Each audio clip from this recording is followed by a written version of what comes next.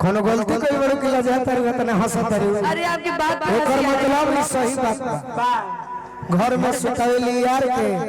आ बहरी सुतावेली भतार के। इसलिए तो बोल रही यही सही लजा ऐसा पति मिले तो ऐसा ही काम करना पड़ेगा। बहरी आनंद नया नया हम के देवेला साड़ी हम के देला नया नया हम के देवेला साड़ी नया नया हम के देला साड़ी देवेला ये साड़ी हाँ देवेला साड़ी भभरा रस जलन खोल के देवारी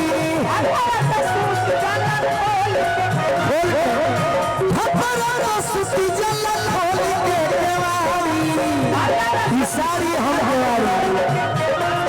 मानेला हो के जाना आनी भावे अपन वादा मानेला हम के जाना आनी भावे अपन वादा अपनावे रोज हमारो ई जतरा के कभी मुझे जरूरत पड़ती है बताती हूँ जतरा का मतलब सुनो भाई जब भी मुझे जरूरत पड़ता है आप तो हमेशा आप तो हमेशा व्यस्त रहते हैं मंचों पे। जब आपको कहती है कि सुनिए ना नया नया साड़ी चाहिए आज फलना के शादी में जाना है हमको साड़ी के लिए ना अर्षद भाई की शादी है जाना है लेकिन आप कहते हैं कि आज कमाई नहीं हुआ है कल खरीद के ला दूंगा। और जैसे मैं धनंजय को बोलती हूँ मैरवा बाजार से साड़ी खरीद के लाता हूँ फटाक से और जाते टाइम एक मुस्कान से बोलते हैं बाबू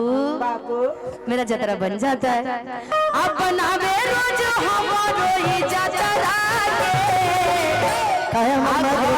सुताई हम बनाई यार के बाहर सुताई लजा दिया मुखिया जी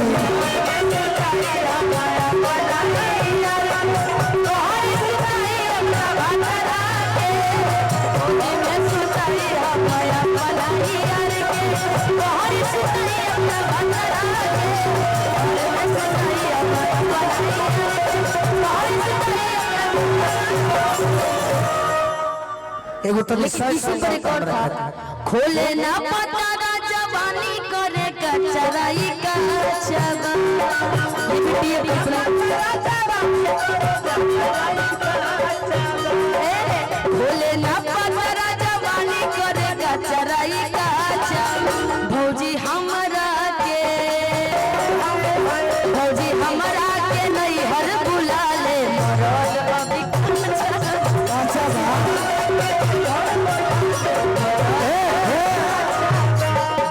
गोलू से जिया पे मारे नहीं गाचा मदद अभी बाचा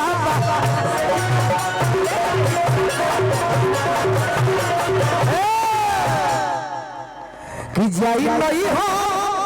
एक और रोवल भ छाती फाटता ए भैया भौजी आज संग फसल हतारे बराता भैया भौजी भतार संग फसल कि जब से ससुरा में गई फूल पपी जी बिया हो और फल पहले से ही मरो अपन निजी बिया हो भारतीय लोग होरनी के मोर रही भैया भौजी यार बिया रखले